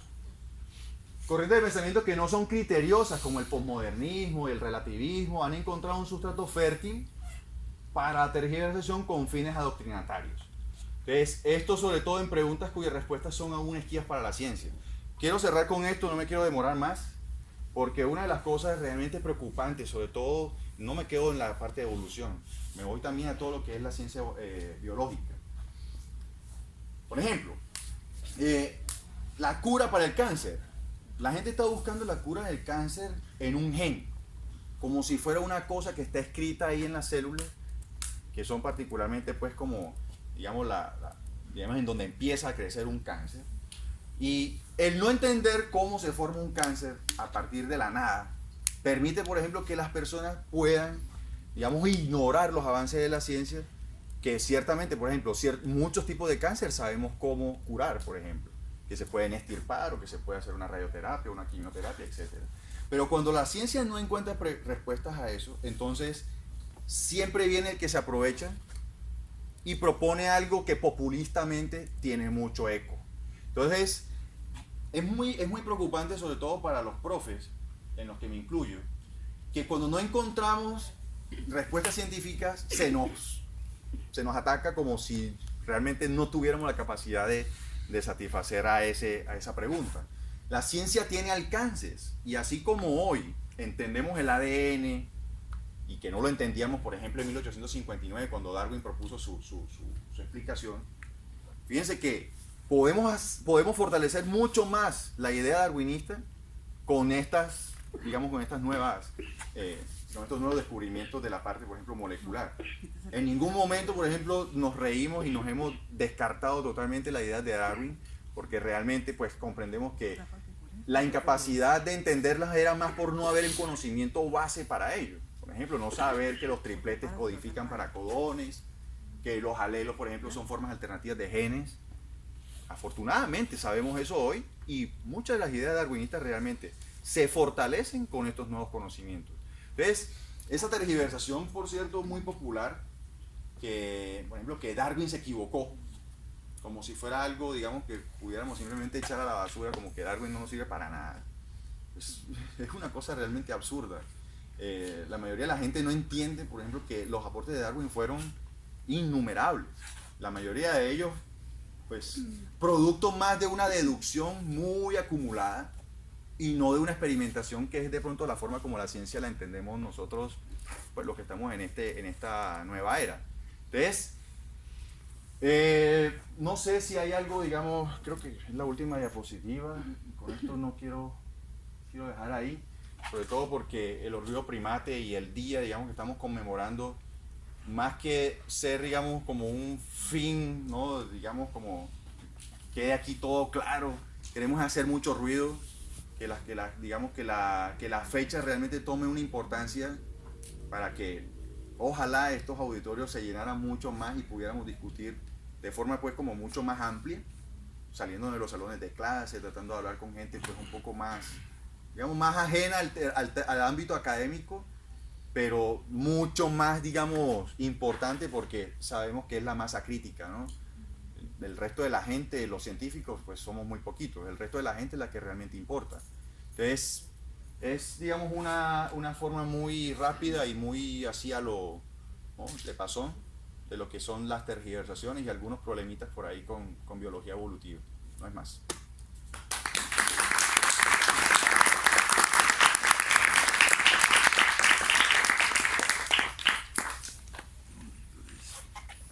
Los invito de ese paternalismo dentro del salón de clase, en donde el profesor pretende ser también un papá, pretende ser también entonces un guía casi que personal.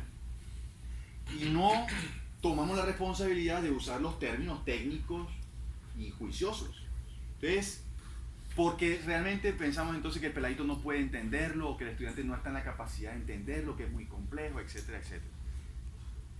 Entonces terminamos llevando un problema a un grado tan avanzado de la educación, y esto casi, imagínate, 9º grado, es que un estudiante en Colombia viene a tocar evolución dentro de un salón de clase. 9º grado. Y todo el resto de la primaria ha chupado lo demás, creacionismo y toda la basura adoctrinataria que ya sabemos que está ahí. Entonces, no es posible que podamos competir con semejante vaina tan grande, donde algo parece ser muy superfluo y lo demás tiene una importancia incluso pues como personal muy grande. Cuando el pelado tiene, por ejemplo, que renunciar a la idea de que la evolución no perfecciona a nadie, renunciar a ese tipo de cosas realmente es muy complicado. En el salón de clase, por ejemplo, siempre está el estudiante pensando que las especies evolucionan, las especies mejoran. Entonces, en una línea evolutiva siempre tú ves el reflejo de esa idea, de cómo la evolución simplemente ha mejorado lo que existe hasta finalmente pues producir una cosa grandiosa como nosotros. Eso es una idea realmente problemática, culturalmente muy arraigada, que científicamente de verdad tenemos muchos problemas para cambiar, ¿no? Entonces, ese lenguaje ahí como medio no claro, como que se confunde con cosas, por ejemplo, que tienen que ver a veces con economía. Para la gente es mucho más fácil hablar de estamos evolucionando, estamos progresando. Entonces esa idea se traslada a la parte biológica. Entonces una persona del común, y digo del común que no está bien informada, confunde cosas. Por ejemplo, un paciente que estuvo grave evolucionó y se mejoró. Si es posible otra. Y en la biología sintética, indudablemente que tecnológicamente se comienzan ya a crear cosas que no existen en la naturaleza, como lo que hace Craig Venter o incluso cyborgs, mezclando máquinas y cosas vivas. Y en el futuro las máquinas serán más parecidas a lo biológico, y lo biológico será entendido en tal detalle que se parecerá un poco a la idea de máquina. O sea, ya hay una convergencia entre dos campos de la ciencia y dos tecnologías que a futuro van hacia en una misma dirección.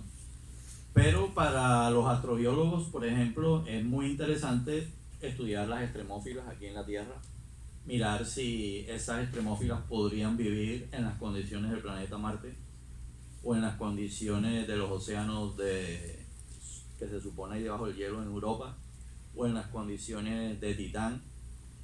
Y también se puede especular sobre lo que puede pasar en planetas no del sistema solar, sino en alguna otra parte del universo. Lo que sí no tiene mucho sentido son los cálculos probabilísticos, porque realmente no sabemos cuántas combinaciones tienen que darse ni cuántas se dan. Entonces, hablar de que la vida tuvo que ser creada porque hay una probabilidad de no sé cuántos cuatrillones, esos datos numéricos. O sea, sí sabemos que la vida es improbable, evidentemente. La mayor parte del universo, o sea, si acaso hay vida en otras partes del universo, será en una fracción pequeña del universo. Pero la mayor parte del universo tiene condiciones inhóspitas para la vida. Y hasta ahora tampoco hay ninguna detección de forma de vida en ninguna parte. Yo quería polemizar algo con el profesor, y es sobre la idea de progreso.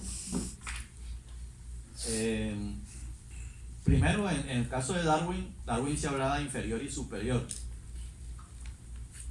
Podríamos considerar que no la tenía del todo clara. Sin embargo, Darwin era consciente, y lo dijo expresamente en su libro. Primero, no hay una ley de desarrollo necesaria. O sea, que él era consciente de que era un proceso contingente. Segundo, no era teleológico. Pero es que no hay que confundir ley de desarrollo necesaria, teleología, que son dos cosas distintas, con una tercera cosa que es el progreso. Ahora, la teoría de la evolución por selección natural nos enseña a pensar en términos contextuales, es decir, un organismo y una especie que vive en un territorio está adaptada a su territorio. Entonces, decir que tal es superior y tal es inferior, eso no tiene mucho sentido. Por ejemplo, nosotros podemos ser inferiores a las cucarachas porque seguramente si hay una guerra nuclear sobreviven las cucarachas y no nosotros. Entonces nuestra superioridad sobre las cucarachas es relativa en tales y tales aspectos, y las cucarachas a su vez nos ganan en tales otros aspectos. Y entonces todo dependerá de qué parámetros escogemos. Entonces lo que juega realmente en términos de la vida es la capacidad de supervivencia en un contexto determinado, en las condiciones ambientales. Y en el caso del ser humano actual, el principal peligro ni siquiera es el ambiente, sino el propio ser humano, que es el que puede crear hoy las condiciones de nuestra extinción. Sin embargo, hay un aspecto de la idea de progreso que sí es válida, y es lo que se llama complejidad. Entonces, la complejidad está en función del tiempo. O sea, necesita tiempo. No puede surgir la complejidad de la noche a la mañana. Necesita millones de años para que se desarrolle. Precisamente, entre otras cosas, porque es contingente y no teleológico. Estas condiciones. Segundo, como la complejidad es improbable, eso no lo sabía Darwin, entre otras cosas él se utiliza la palabra complexity, la palabra por ejemplo, los mamíferos, las aves, los reptiles, en fin, los animales, las plantas con flores, etcétera, en comparación, por ejemplo, con las bacterias, o comparar la eucariota con las protistas. Evidentemente la eucariota es más compleja, y evidentemente un mamífero es más complejo que un protozoario. Entonces, el punto clave es el siguiente: cogemos la biosfera en su conjunto y resulta que la parte compleja es una pequeña parte, minoritaria absolutamente en la biosfera. Eso está de acuerdo con las leyes de la termodinámica, porque es que las leyes de termodinámica, aún con la ley de la entropía, no te prohíbe la negaentropía. Lo que te dice es que la negaentropía es improbable, pero en un contexto amplio es posible que se den fenómenos de negaentropía reducidos, minoritarios, excepcionales, improbables, pero se dan. Y el planeta Tierra es la evidencia de eso. El planeta Tierra es un planeta improbable.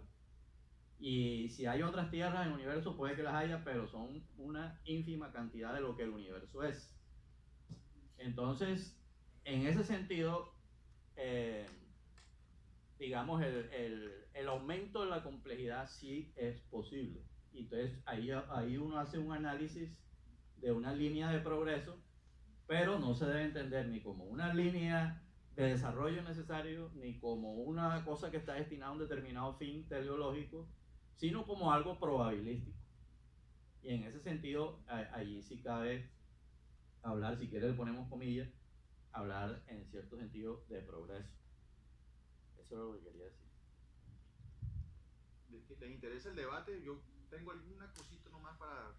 Sí. Por ejemplo, la mayoría de las personas piensan que un organismo, porque tiene más partes, es más complejo que otro que no tiene tantas partes. Les voy a comentar una cosa. Por ejemplo, las cucarachas, como insectos que todo el mundo tiene como si fueran, mejor dicho, los indestructibles y cosas por el estilo. Pero cuando uno compara una cucaracha con una garrapata, la gente piensa, bueno, la garrapata es una bolsa, a lo sumo será un escudo con 4 pares de patas, como todos los arácnidos, etc. Pero la gente suele pensar que una garrapata es más simple que una cucaracha.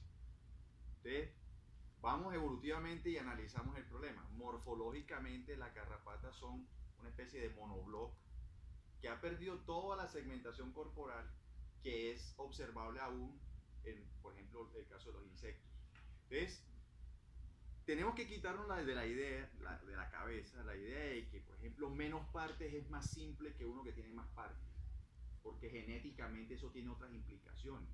Por ejemplo, un segmento corporal, la cabeza, en los artrópodos, está regulado por un conjunto de genes. Esos genes pueden perder función y no necesariamente formarse todas las partes de la cabeza en el resto de grupos de insectos, por ejemplo.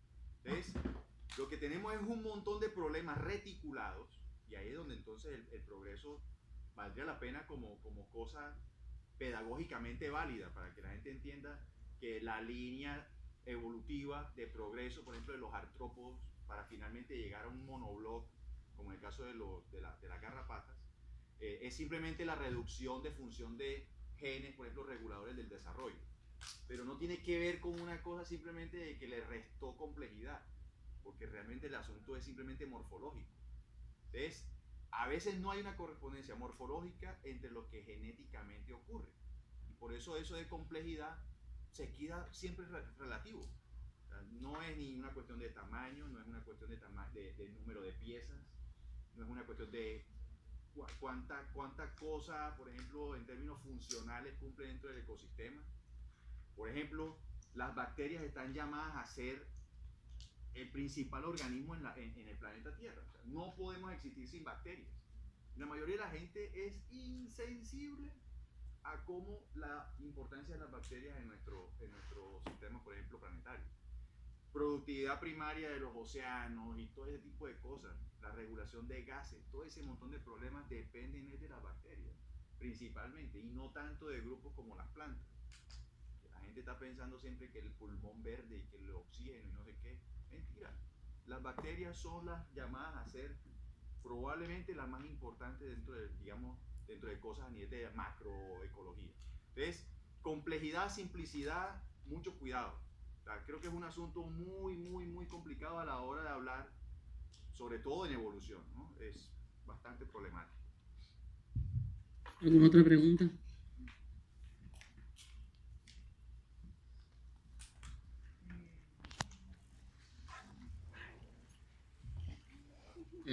Bueno, dos cositas. Quería hacer como una parte que me pareció muy importante, la parte en la que hablabas de cuando las teorías se tiene esta concepción errada de que compiten entre ellas siempre, y esto es muy importante porque no es solo en la biología. Yo por lo menos soy estudiante de química y cuando estudiamos por lo menos lo que es el enlace químico, está la teoría, por ejemplo, del enlace Valencia y la teoría de los orbitales moleculares, ambas.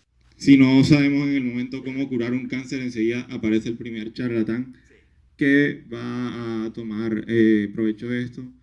Y es que ahí voy, porque es que a la pseudociencia, entonces a mí la que más me preocupa es la bendita homeopatía, porque en estas pseudociencias, por lo menos la astrología es un pajazo mental que no hace nada, pero la homeopatía mata. La homeopatía mata. Ha habido este año, he visto un montón de noticias de personas que han abandonado las terapias, las quimioterapias, las radioterapias, etc. Por eso es tan preocupante. Yo te quiero preguntar, tú León, eres profesor del Atlántico. Señor. Sí. ¿Tú sabías que en la facultad en el programa de Química y Farmacia enseñan homeopatía?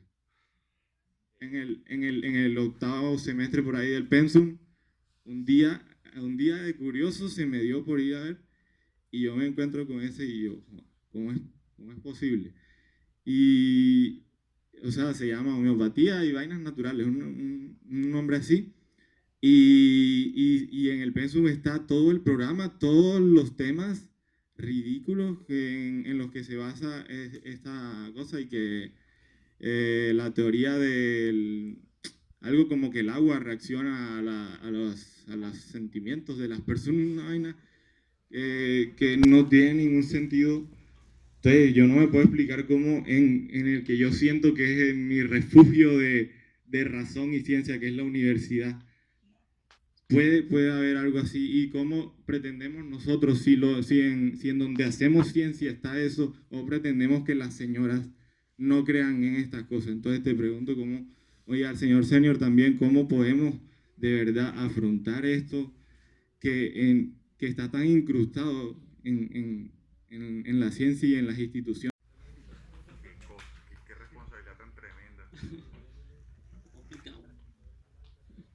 Voy a hablar como, digamos así, como un estudiante común y corriente que entra a la universidad a estudiar química y farmacia. El problema es que nuestro sistema educativo, por una cuestión, tú sabes, ¿no?, de política y cosas por el estilo, no sé si este es... Ahí es donde pienso yo que todo el mundo debería tener criterios muy sólidos sobre qué decidir, pero como no los hay...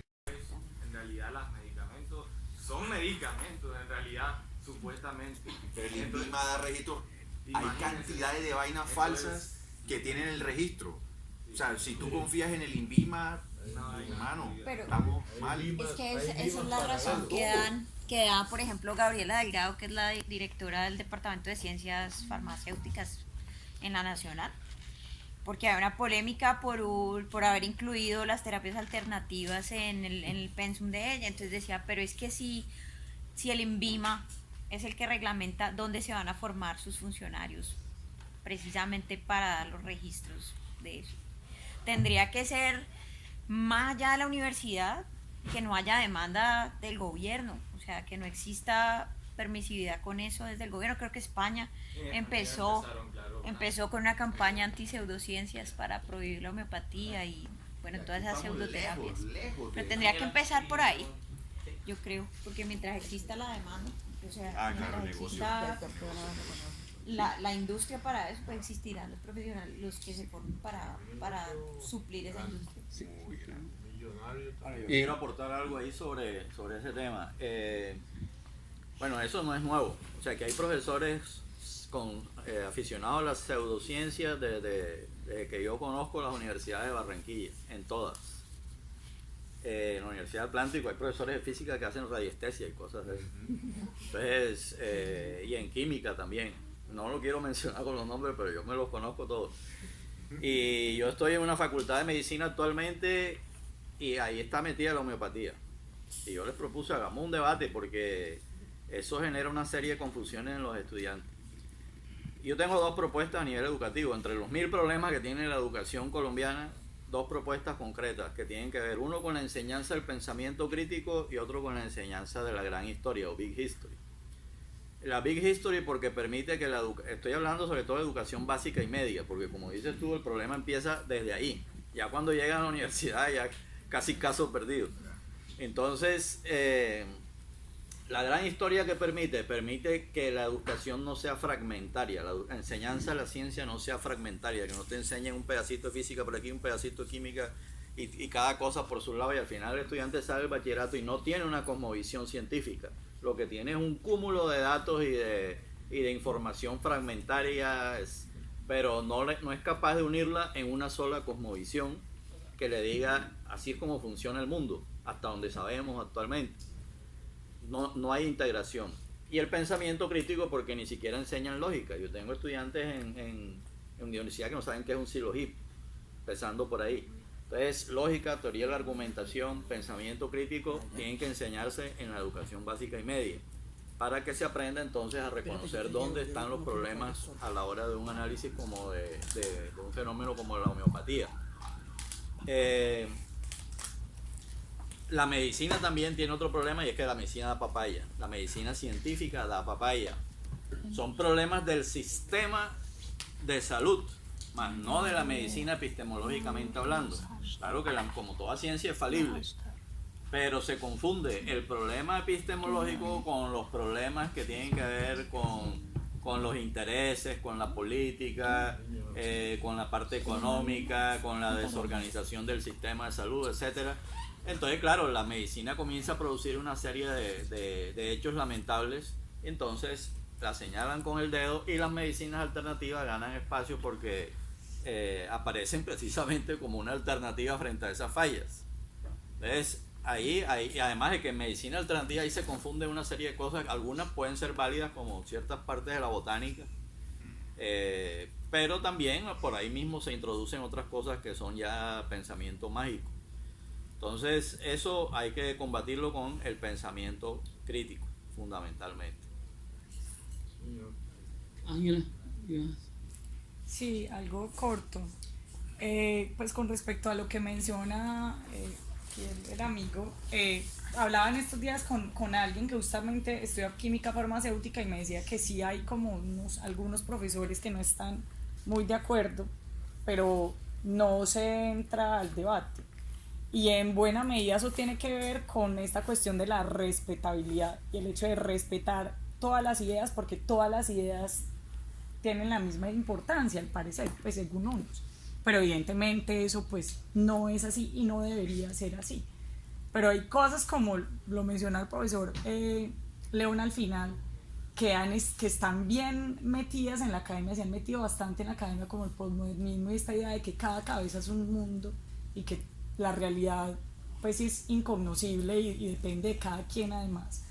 Entonces eso hace que el hecho de que usted critique a otro o debata sobre algunas ideas, se supone que es irrespeto al otro. Y más bien yo creo que el irrespeto es dejar al otro en la ignorancia. Creo que una actitud de respeto es usted está equivocado y mire y piense bien acerca de lo que está diciendo, o planteando, o creyendo, en fin. Justamente hoy antes de venirme para acá tenía un debate con unas amigas, porque hay una amiga que es bióloga, que de hecho acaba de terminar una maestría en Cambridge, y ella le estaba aconsejando a otra compañera que no se hiciera tratar de la medicina occidental porque la podía degenerar más. Así que ella decide dejar el tratamiento de lado y empezar con la bioenergética y no sé qué otras cosas. Entonces no es solamente un problema que esté en la gente que ha estado aislada de acceder a la ciencia, que es mucha y es muy grave, y hay que llevar la ciencia a todos los rincones del planeta. Pero también está muy, muy inmerso en la academia y entre gente que está, digamos, accediendo a estudios superiores. Entonces es muy, muy preocupante y no creo que esto de la respetabilidad deba primar por encima de la defensa de la verdad, de lo que es y no es cierto, y definitivamente sí es posible conocer qué es y qué no es cierto. Es una cuestión grave hoy. Ok, para cerrar.